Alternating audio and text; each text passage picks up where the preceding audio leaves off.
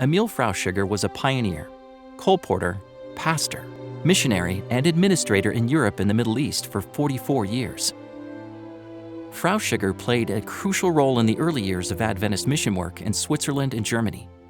He later was a major force in establishing and strengthening churches in the Middle East and other regions under his leadership. As a young adult in Switzerland, Emil attended a series of lectures held by Seventh-day Adventists, including Ellen White, who had come from America. Emil Frauchiger, together with 23 others, were inspired by the message and joined the New Adventist movement in 1886. Frauchiger pioneered colporteuring in Switzerland and Germany. God blessed him with a loving partner in life and ministry. His wife, Marie Borel, joined him on the front lines of mission. He was ordained as a pastor in 1893. After serving in Switzerland and Germany for some 23 years, Frauchiger felt God's calling to be a missionary in Turkey. Together with 7 of their children, they arrived in Turkey in 1909, where Emil took over the leadership of the Turkish mission.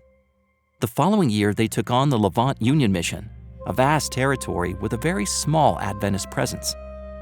He supervised the organization of 4 churches, where he baptized new converts in the Bosphorus near Istanbul, then known as Constantinople.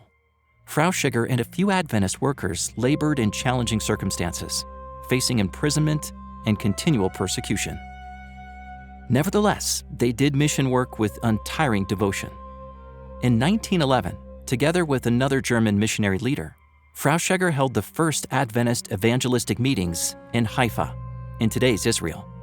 It was also in Haifa where they planned a Bible Workers Institute for those in that region. The first evangelistic tent was pitched in Turkey with government permission in 1914. In addition to holding evangelistic meetings, Frauchiger established a training school in Constantinople and held lectures for Armenians and Greeks. The school served as a missionary training venue for workers in Turkey.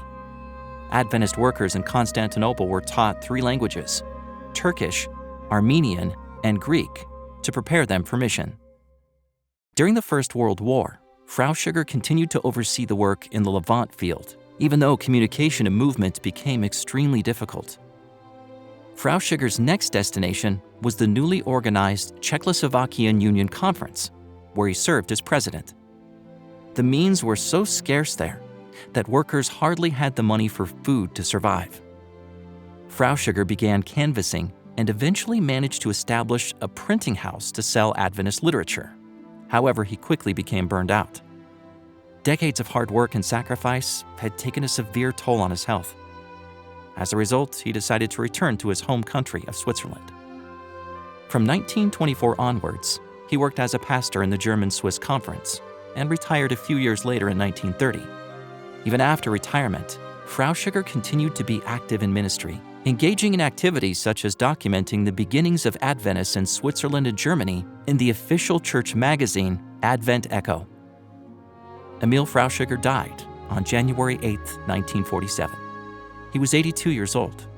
His legacy can still be discerned in many of the countries where he worked. Read the entire articles about Emil Frauchiger and others in the Encyclopedia of Seventh-day Adventists at encyclopedia.adventist.org.